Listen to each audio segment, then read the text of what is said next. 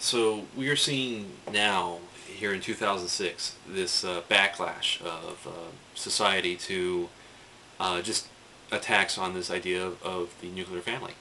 Um, the case of a million women giving birth outside of wedlock, and the case of gay marriage, and also of minorities.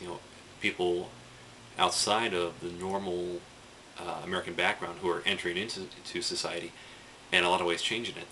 And the thing is, this is nothing new. When America saw a influx of immigrants from Ireland, from Wales, from just anywhere in Europe, and also influx of immigrants from China, the the local populations would react, and in a lot of ways negatively. Um, and the other aspect we see is that in a lot of places, people like being around similar people, and it's just the way it's part of a clannish sort of mentality that just exists in the human brain, that you want to be around people, people people you've grown around or grown up with, but also people who they reflect your family, your background, where you're from. Um, and also in people like you, because if you are the only black person in a white community, you really stand out, and people have trouble relating to that person. And this happens anywhere. Whenever you have a minority in a dominant culture or a dominant place, or I'm sorry, whenever you have a minority in a place, they are on the outside. They're on the fringes. They don't. They have difficulty associating with the rest of the dominant place. It's just the dominant people in that place. Now, and we see this happening on a mass social scale with laws regulating marriage between men and women, um, and laws controlling, or really like trying to influence people who are able to come into the country.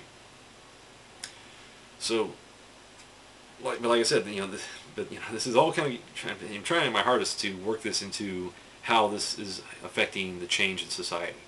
But in fact, that's kind of what it is. Part of it is the disintegration of the concept of the nuclear family, or the practice of the nuclear family. Disintegration of the practice of the nuclear family, and also the disintegration of the concept of a dominant culture, um, or of a certain culture and a certain way of living that occurs in America. The beauty about America is that you have people who live any way they want. People who like dogs, people who don't like dogs, people who they like a certain type of food, people who they like dressing in a certain way, people like adorning themselves in certain ways. People who prefer one form of entertainment over another. And there's going to be friction. There's going to be clashes between these different groups. And of course you can see for like ventures into even more specific groups and whatnot. And so in a way, and the other thing that's interesting about this aspect is that these groups, you could see a population, and they could all be one ethnic group, or they could be a couple different ethnic groups. But when you break it down, you're going to see people who are poor, people who are richer. You can see the people who are into New Age, people who are more into classical. You'll see people who are into alternate lifestyle, people who are into traditional lifestyle, people into music, people into sports, and they were all, and the thing is, racially, you won't be able to pick them apart. And in some cases, even economically, you won't be able to pick them apart. But these groups are going to exist in this population anyway. And, it's, the problem is that not all these groups are being accepted, and they're being ostracized. And we see that, with laws being passed that, limit and regulate, who can and do what and this and that. Now, but how is this going to affect society? How is this going to affect the future? How is this going to affect, just how life is going to be in the future? How are people going to interact?